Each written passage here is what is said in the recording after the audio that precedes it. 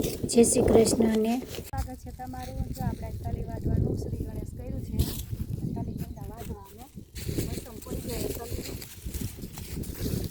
માતાજીનો જો ઉત્સવ ઉજવી લીધો અને હવે જો તલી ત્યાં પાકીને પીળી હળદર જેવી થઈ ગઈ. તો હવે આપણે હે ને તલીની હવે મોસમ કરી લે. તો આજે આપણે તલીનું શ્રી ગણેશ કરી દીધું છે અને તલી વાટવાનું ચાલુ કરી દીધું.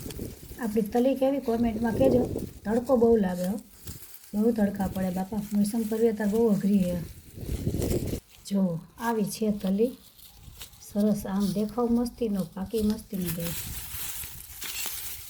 કોમેન્ટમાં એમ ન કહેતા કે વિડીયો બનાવવા આવ્યા, મોસમ કરી હો રેલી, થાક લાગે, તડકો લાગે એટલું નથી. હા ચડી ભાઈ કોમેન્ટમાં કહે એટલે તમે કે વિડીયો કરવા જ આવ્યા હો. ડુંગળીની મોસમ કરતાં જે વિડીયો મોકલો ને મેં એક ભાઈ કે તમે વિડીયો કરવા જ આવ્યા હો ને. આવી રીતથી તલીના ઉભળા કોણ કરે છે કોમેન્ટમાં બતાવજો. તમારા ગામની અંદર આવી રીતથી તલીના ઉભળા કરો છો?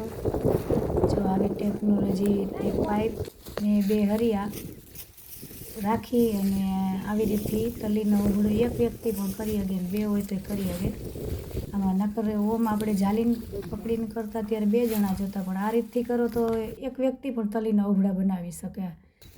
હાજર ન હોય એક ક્યારેક આમ આગળ પાછળ ગયું હોય તો એક જણોય કામ ચાલુ રહીએ ખરા ઉભળા કરવાનું.